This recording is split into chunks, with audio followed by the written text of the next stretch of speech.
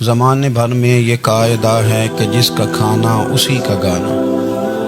حضرت حکیم الامت فرماتے ہیں کہ زمانے بھر میں یہ قاعدہ ہے کہ جس کا کھانا اسی کا گانا، تو جن کا ہم کھا رہے ہیں انہی کے پھر گیت ہم گا رہے ہیں۔ کائنات ارضی اور سماوی پر سب سے بڑا، سب سے شاندار، سب سے خوبصورت، سب سے ٹھنڈا، سب سے امن والا جو انقلاب ہے وہ میرے نبی پاک نے برپا۔ بڑی یہ کم نصیبی ہے کہ مسلمانوں میں فرقے بن گئے اور امت تقسیم ہو گئی اور تقسیم ہونے سے کمزور ہو گئی۔ لیکن افسوس کی بات یہ ہے کہ لوگ اس بات کو سمجھنے سے عاری ہیں کہ عید میلاد النبی صلی اللہ تعالی علیہ وسلم تو امت اس بات کے شکر کے طور پہ مناتی ہے کہ اللہ نے ہمیں اپنے نبی کا غلام بنایا۔ آؤ میں تمہیں مسلم شریف پڑھ کے سناتا ہوں، اور راوی بھی وہ بندہ جو ہر وقت حضور کے قریب رہتے تھے، حضرت انس بن مالک رضی اللہ تعالی۔ آپ فرماتے ہیں مجھے وہ دن بھولتا ہی نہیں، میں بھلا سکتا ہی نہیں جس دن میرے نبی پاک مکے سے ہجرت کر کے مدینہ طیبہ تشریف لائے۔ حضور اس دن کیا ہوا تھا؟ تو حضرت انس بن مالک فرماتے ہیں ساری بیویاں چھتوں پہ چڑھ گئی، ساری عورتیں اپنے اپنے کام میں مصروف ہوتی ہیں، کوئی کسی وجہ سے چھت پہ چڑھ جائے تو چڑھ جائے، ساری کٹھی تب بھی چڑھتی ہیں جب گلی میں کچھ اور ہو، جب کوئی انوکھی بات۔ ساری بیویاں چھتوں پہ چڑھ گئیں، بچے درختوں کے ساتھ چمٹ گئے، اور فرماتے ہیں کہ 70 کے قریب لوگ حضور کی سواری کے آگے تھے اور باقی سینکڑوں کی تعداد سے سواری کے پیچھے تھے، اور فرماتے ہیں یہ الگ منظر تھا۔ اور یہ مسلم شریف میں نعرہ موجود ہے، مسلم شریف میں یہ صحیح مسلم میں موجود ہے کہ جب حضور مدینے آ رہے تھے تو مدینے والے نعرہ لگاتے تھے یا محمدہ یا رسول اللہ، اور چلتے ہوئے لگا رہے تھے یا محمدہ یا رسول اللہ کا وہ نعرہ لگا رہے تھے۔ اور پھر حضرت انس بن مالک فرماتے ہیں یہ دو منظر یہ تھے، ایک تیسرا منظر بھی تھا۔ مدینہ شریف کے اندر کچھ قبیلے تھے، آج بھی ایسا ہونا نہیں چاہیے، یہ اسلام نہ صرف اس کو ناپسند کرتا ہے بلکہ اس کی تردید کرتا ہے۔ چھوٹی برادری بڑی برادری آج بھی تقسیم ہے، نہیں ہونی چاہیے۔ عرب کے اندر بھی تقسیم تھی، کچھ قبیلوں کو چھوٹا جانتے تھے، کچھ کو بڑا جانتے تھے۔ ایک قبیلہ تھا بڑا قبیلہ، بنو نجار کا، چودھریوں کا قبیلہ، سیٹھوں نوابوں کا قبیلہ، بڑے لوگوں کا قبیلہ۔ اس قبیلے کی بیٹیاں ایک کونے میں دف لے کے بیٹھ گئی۔ نبی پاک صلی اللہ تعالی علیہ وآلہ وسلم کے غلاموں بات کو سمجھے۔ ایک منظر یہ کہ عورتیں چھتوں پہ، آج ہم منع کریں گے کیونکہ یہ پردے کی آیتیں نازل ہونے سے پہلے کی بات ہے، اب آیتیں آ گئیں، اب ہم یہ اجازت نہیں دیتے۔ عورتیں چھتوں پہ چڑھ گئیں، مرد گلیوں میں نعرے لگانے لگے، اور بنو نجار قبیلے کی بیٹیاں، چھوٹی بچیاں وہ ایک کونے میں دف لے کے بیٹھ گئیں اور وہ پڑھنے لگیں طلع البدر علیہ۔ اب تو میلاد غریبوں میں رہ گیا ہے، ہمارے یہاں فیشن ہو گیا ہے، جب حالات خراب ہوتے ہیں تو لوگ برکت کے لیے میلاد کراتے ہیں، اور جب امیر ہو جاتے ہیں پھر انہیں میلاد کے جائز ہونے کی دلیل ہی کوئی نہیں ملتی۔ پھر وہ یہ فیشن ہے، بندہ تھوڑا سا پڑھ جائے نا دو چار چیزیں تو ہر چیز کو غلط کہنا اس کی طبیعت ہوتی۔ پھر یہ فیشن ہے کہ میری سوسائٹی نہیں ہو گئی، کتابیں نہیں ہو گئی، فرنیچر نیا ہو گیا، دوست نئے ہو گئے، تو مذہب وہی پرانا۔ ہوئے کوئی ترقی کرنی چاہیے، اور وہ ترقی کرتے ہیں بیچارے، اور جن کی پیچھے 10 نسلیں اور 50 نسلیں میلاد مناتی آنے کو اتنی دلیل کوئی نہیں ملی۔ سبحان اللہ۔ جن کی دادی وضو کر کے کھیر پکاتی تھی 11ویں کی، جب امیر ہو جاتے ہیں تو انہیں 11ویں پکانے کی دلیل ہی نہیں ملتی۔ اب آپ امیر ہو گئے میرے بھائی، آپ کا فیشن ہے، یہ طبیعت کا حصہ ہے۔ آپ چاہتے ہیں کہ میں وہ کام کروں جو درویش لوگ، سادے لوگ نہیں کرتے۔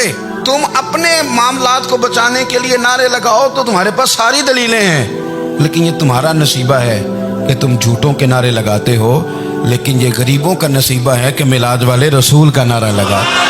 یہ غریب کا حصہ ہے۔ لیکن وہ بنو نجار کی بچیاں غریب نہیں، امیر گھرانے سے تھیں۔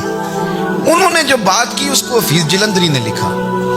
مرحوم کہنے لگے کہ وہ ننھی بچیاں، چھوٹی بچیاں تھیں، کہتے وہ ننھی بچیاں وہاں بیٹھ کر دف بجاتی تھیں اور رسول پاک کی جانب اشارے کر کے گاتی تھیں، اور لوگوں سے کہتی تھی کہ یہ کو ہمارا پیشہ نہیں دف بجانا، ہم تو چودھریوں کی بیٹیاں ہیں، ہم تو بڑے خاندان سے ہیں۔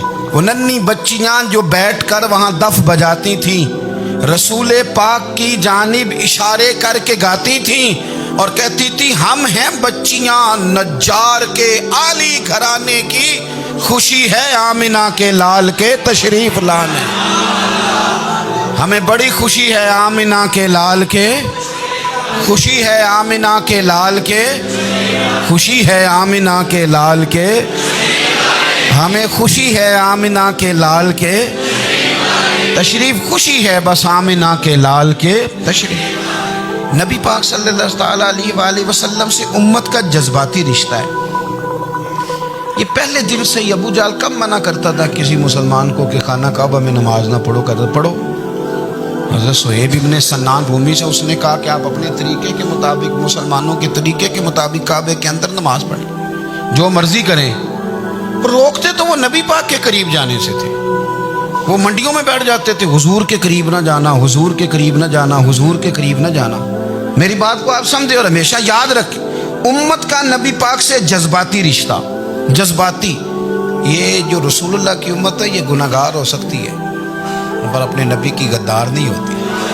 میں آپ کو صحیح کہہ رہا ہوں، میرے کلین شیو نوجوان کے کان میں آپ جا کے کہیں نبی پاک، چاہے اس نے نماز نہ پڑھی ہو، چاہے اس نے داڑھی نہ رکھی ہو، آپ حضور کا نام لیں اس کے رونگٹے کھڑے ہو جاتے ہیں، اس کی طبیعت، اس کا دل دھک دھک کرتا ہے، اس کی ایک ایک روح سے محمد محمد کی آوازیں نکلتی۔ یہ فیض ہے رسول پاک کا اور یہ کرم ہے اللہ کا اس امت کے ساتھ۔ امیر ملت پیر جماعت علی شاہ صاحب محدث علی پوری فرماتے ہیں، ایک جگہ ہندوؤں کا جلسہ تھا، ہندو پنڈت تقریر کر رہا تھا، اس نے نبی پاک صلی اللہ علیہ وسلم کی شان میں معاذ اللہ کو بے ادبی کر دی۔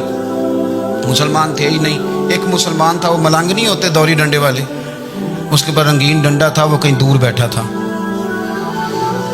تو اس نے سن لی اسپیکر چل رہا تھا، تو وہ ڈنڈا لے کے تو سٹیج پہ چڑھ آیا۔ وہ کہتا ہے میں نے پنڈت کے ساتھ میں مارا ایک ہی ہے پر مارا ذرا صحیح کر کے۔ وہ ڈھیر ہو گیا، لوگوں نے گرفتار کر لیا، جیل میں چلا گیا۔